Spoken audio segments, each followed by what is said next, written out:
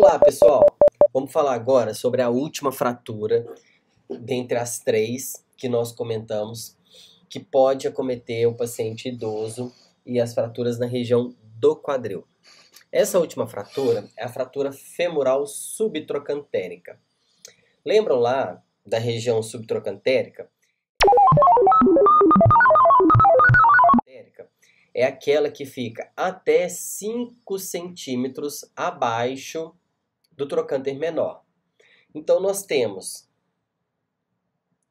o trocânter menor e o terço proximal da diáfise do fêmur, que é justamente esses 5 centímetros. Então, essa fratura acontece justamente nessa região. E ela tende a ser uma fratura oblíqua. Vamos entender que essa não é uma fratura em que acontece com muita facilidade, porque essa é uma região que tem uma alta densidade mineral óssea. Então, para acontecer uma fratura nessa região, a gente precisaria ter um traumatismo de altíssima energia, como por exemplo no caso de um acidente automobilístico ou uma fratura de níveis mais elevados, que não seja apenas, por exemplo, da própria altura. Mesmo que o paciente tenha uma osteoporose já grave, avançada, essa é uma fratura mais difícil de acontecer nesse paciente justamente porque tem uma densidade mineral elevada nessa região, mesmo nos casos de osteoporose. Essa é uma fratura que a gente tem que considerar o ângulo de antiversão do fêmur, justamente porque a recuperação da fratura pode levar à consolidação viciosa e diminuir essa angulação de antiversão de 15 a 20 graus. Então veja aqui que nós temos uma figura didática ilustrativa aqui para a gente entender a localização dessa fratura, né? Então ela é uma fratura oblíqua que acontece abaixo do trocânter menor, então nessa região aqui. Então a gente tem um deslocamento e uma lesão completa. E aí o tratamento cirúrgico vai ser a colocação de pino, né, uma haste intramedular e pinos de fixação. Veja que essa haste intramedular ela vai compreender toda a estrutura do fêmur. Então essa é o diferencial dessa fratura, tá? Então aqui uma outra figura, né, ilustrando para nós como é que ficaria a fixação da cabeça do fêmur com os trocânteres e os trocânteres em relação à diáfise do fêmur, e aí garantindo a maior estabilidade possível da região subtrocantérica. Pois bem, qual que vai ser o objetivo, os objetivos do tratamento? Então, novamente nós temos dois profissionais extremamente importantes ali para poder garantir o tratamento para esse paciente. Nós temos o tratamento ortopédico cirúrgico, que vai ser o alinhamento para restaurar a rotação e garantir estabilidade, porque essa fratura levou a um deslocamento. E aí o médico lá tem como conduta a inserção de uma haste intramedular, que não é obrigatória em todos os casos, ou ele pode colocar um parafuso de compressão e placa lateral, mais um parafuso deslizante. Então ele pode fazer a seguinte opção: inserir uma haste intramedular mais um parafuso deslizante, ou ele pode inserir um parafuso de compressão junto com uma placa lateral e o parafuso deslizante, para garantir esse alinhamento e essa estabilidade. O tratamento para consolidação óssea é de 12 a 16 semanas e é esse período que a gente vai trabalhar com a reabilitação desse paciente. A reabilitação, de novo, né, nós vamos dar ênfase na amplitude, na força, na sustentação de peso e na marcha do paciente. Na amplitude, a gente vai garantir ali pelo menos 90 graus da flexão de quadril, joelho e tornozelo, e força muscular grau 5, pelo menos, de glúteo médio, máximo, isquios tibiais, quadríceps, né, principalmente pensando ali vasto lateral, que é o que vai estar mais comprometido, principalmente pela incisão cirúrgica, e o tensor da face lata também, que é um músculo que vai estar sendo compensatório para essa inserção cirúrgica aqui. Então, o nosso tratamento vai envolver a cinesioterapia básica, que é o exercício resistido, mais a mobilização articular, e a duração é em torno de 16 a 20 semanas. Ambos os tratamentos vão garantir, né, visar a funcionalidade do paciente, principalmente em relação à marcha. Como conduta, seria necessário, então, um treino funcional e, em caso específico, a gente vai ter o dispositivo de auxílio à marcha. Então, essa é uma imagem ilustrando aqui uma lesão na articulação na região subtrocantérica, né? Então, nós temos aqui trocânter maior, trocânter menor e justamente a lesão nessa região aqui, ó. Então, a gente percebe que houve uma perda de continuidade. Nesse raio-x de cá, inclusive, tem um grande deslocamento dessas estruturas. Então, essa é uma região, uma fratura subtrocantérica em nível mais alto, mais próximo possível do trocânter menor.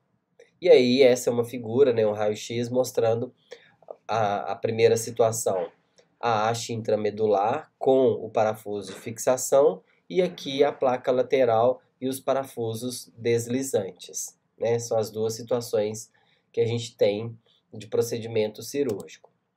Aqui também, né, mostrando o quanto de deslocamento, de desnível que nós temos aqui na fratura e a função da haste intramedular justamente para garantir a estabilidade dessas duas estruturas que sofreram a ruptura, e aqui também a haste medular com o parafuso deslizante para garantir essa fixação.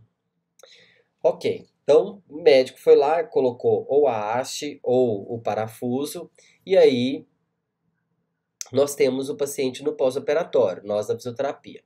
O pós-operatório imediato, nós temos movimentos que preocupar, né, nos primeiros 7 dias, com os movimentos ativos, tanto para o quadril, para o joelho, para flexão e extensão de quadril e joelho, principalmente. E aí a gente vai buscar fazer mobilizações passivas dessa articulação. Pensar ali em termos de treino de força isométrico de glúteo. E se houver haste intramedular, o paciente pode de imediato realizar a deambulação com apoio, né? Se houver a haste intramedular. O apoio é só para dar uma certa segurança para o paciente e diminuir um pouco a tolerância ao esforço. Mas nós só vamos colocar o paciente para deambular, e nós só vamos colocar o paciente na postura bípede se houver a haste intramedular. É o caso aqui da sustentação de peso. Se houver a haste, vai depender da tolerância do paciente. Se a cirurgia foi apenas com parafusos, a gente não vai colocar o paciente na postura bípede nessa primeira semana. É totalmente contraindicado. Então, isso aqui é extremamente importante. Por quê? O parafuso ele não garante estabilidade completa para articulação, para lesão com deslocamento, principalmente se for deslocamentos grandes. Se houver a haste, beleza, a haste garante essa estabilidade, então o paciente tem condição de manter a postura bípede, de sustentar o peso.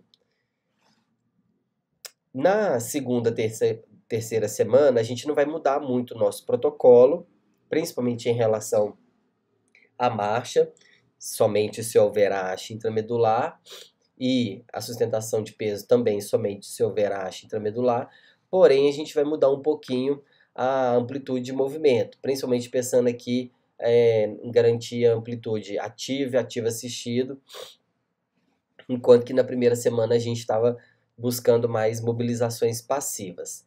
E aqui a gente vai envolver mais grupos musculares, então para exercícios envolvendo mais grupos musculares.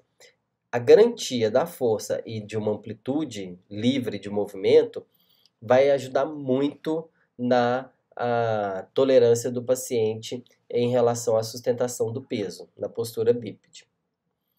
Pois bem, a quarta à sexta semana não muda muita coisa em relação à função, que aí a gente continua dependendo da haste para fazer a deambulação e também continua dependendo da haste para a sustentação de peso. Mas a gente vai aumentando aqui os exercícios ativos assistidos, tanto para flexão e extensão do quadril, quanto para melhorar a força muscular. A oitava semana, de novo, é uma semana crucial, vai ser a nossa semana que, se o paciente tiver a haste, ele já pode fazer a sustentação de peso por completo, independente da tolerância, e é esse período aqui, esse segundo a terceiro mês, vai ser o mês que nós vamos solicitar um raio-x. Se houver um calo ósseo já formado ali, o paciente já pode ficar de pé, assumir a sustentação de peso, mesmo que ele tenha parafuso. Então, a marcha agora vai ser de acordo com a sustentação de peso, com a tolerância, mas essa sustentação já pode ser completa, independente se haste ou parafuso. Então veja que a oitava semana para a fratura de colo do fêmur, para a fratura intertrocantérica e para a fratura subtrocantérica, é a semana crucial em que a gente garante a sustentação de peso por completo desse paciente.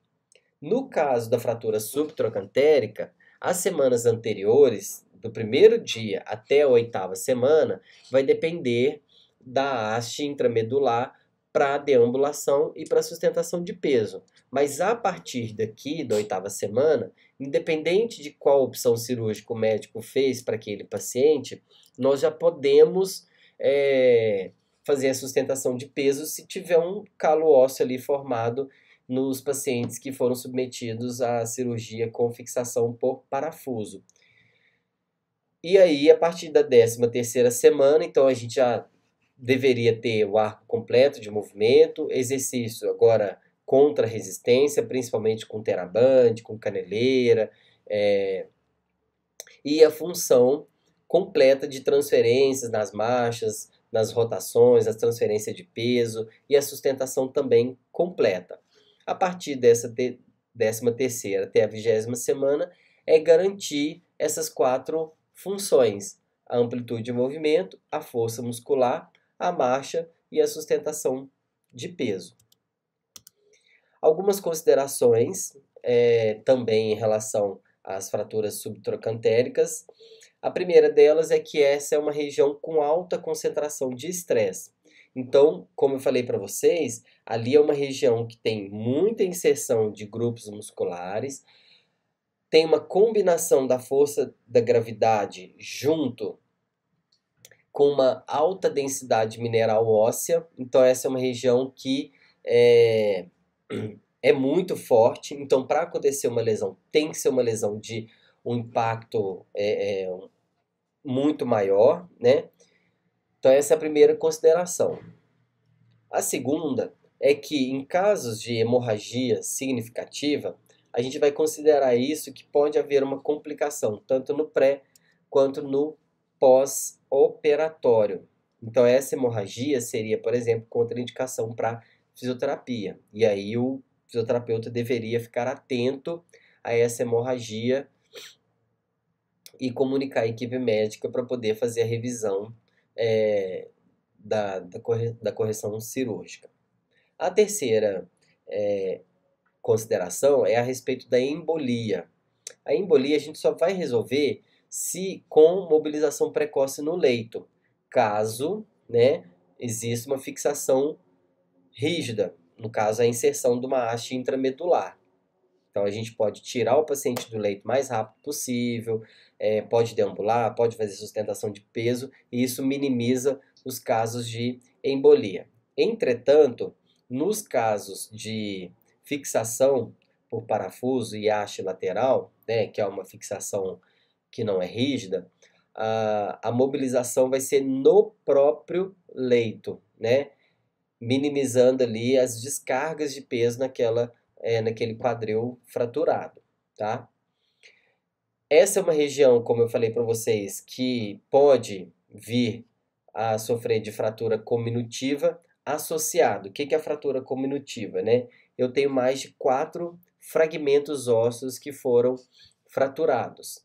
Isso é um único fator que vai limitar a sustentação de peso de verdade nos casos da haste intramedular, né? Então, o paciente com fratura cominutiva, mesmo que tenha colocado a haste intramedular, o paciente tende a não tolerar a sustentação de peso, mas é uma tolerância.